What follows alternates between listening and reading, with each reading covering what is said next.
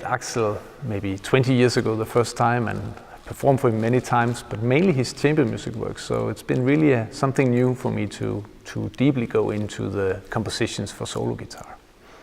So it's quite evident that Axel Borup-Jørgensen was really occupied, really thought about the small timbric details that you can produce on any instrument, but maybe particularly on the guitar.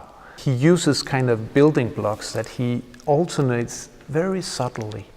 So the changes, firstly, when you start to rehearse and practice the music, are very small, but then it grows on you, and it's like a universe you go into, and I hope and think the listener will also experience these subtle changes, for instance, in the floating island flageolet pieces, as something of a new world that is really something by itself.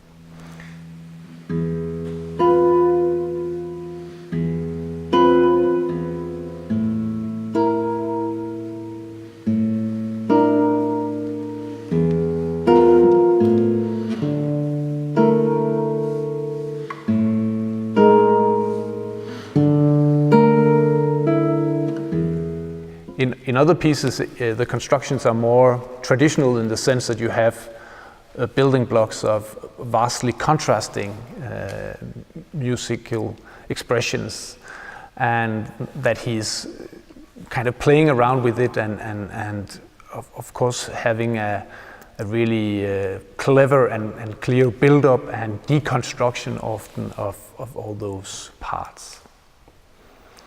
In some of his most played pieces, you really almost have traditional movements of simply different characters or different gestures of music.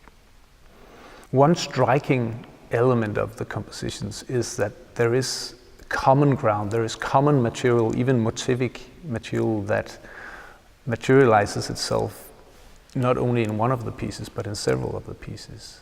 But that is then reused and recomposed and all the time put in new ways. So also as a performer you feel that now you know this, but it goes always slightly in a new direction.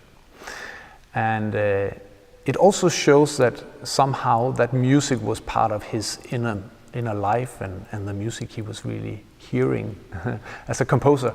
And I think that's something that I kind of discovered and now understand in a new way, and gives a much bigger, broader perspective on when performing his music.